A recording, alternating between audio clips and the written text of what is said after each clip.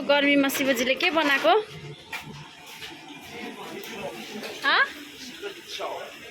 Chicken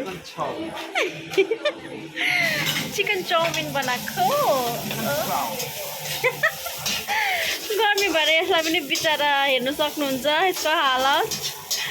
सिलगढीको गर्मी चाहिँ मान्नुपर्छ हौ भाइ साहब।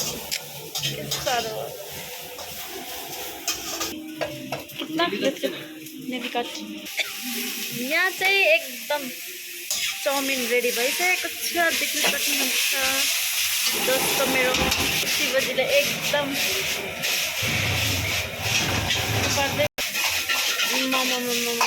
घरीको पुनम घरीको दारू गरिरहला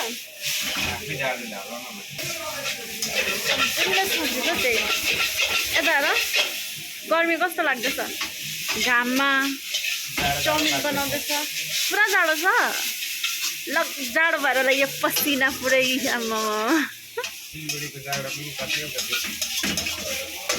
चिकन चाउमिनहरू फुल चाउमिन रेडी।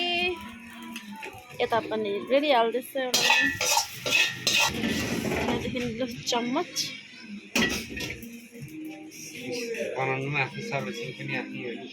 बिचरा मेरो बेबी।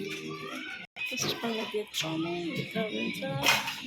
यता भयो, लु बाई बाई गरिदियो।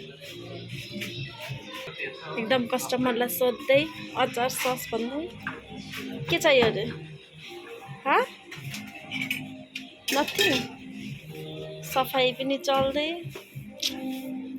एउटा बनायो कि क्लिन चाहिँ गरि नै हाल्नुपर्छ है। आमामा घाममा तिमी कस्तो ग्लो गरेको तर ह्यान्डसम पो देखिरहनु। के भयो? लिनुहोस् न। Double egg chow mein. हेलो।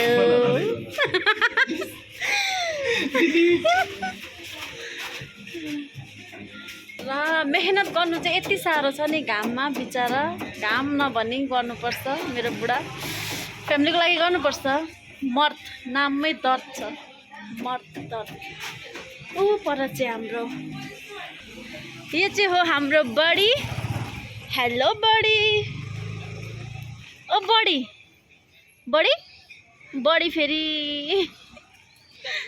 चाहिँ म अन्त त्यहाँदेखि शिवजी भएकोमा आइपुगेँ। बिचरा के चाउमिन अर्डर आयो अरे?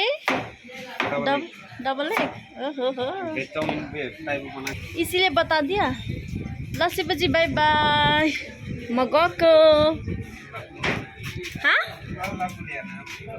के अरे? कुले कता हाल्नु? यो चाहिँ मेरो फ्रेन्ड ओ रुपी भाइ साहब मासु चोर्न आउनुभएको होला। हजुर थरीथरीको कपाल कोर्दै। यो रुपीले त क्या खतरा कपाल पो कोरेर आउँछ त। हजुर हजुर, कहाँ जानुभएको रुपी म्याडम? कहाँ भाग्नुभयो? एकदम क्लिनिङ। गन्दिँदैछ, गाईलाई राखिदिँदा पनि खान आउँदैन भनेर। हस्त ल बाई, आजको लागि यति नै। सबैजनालाई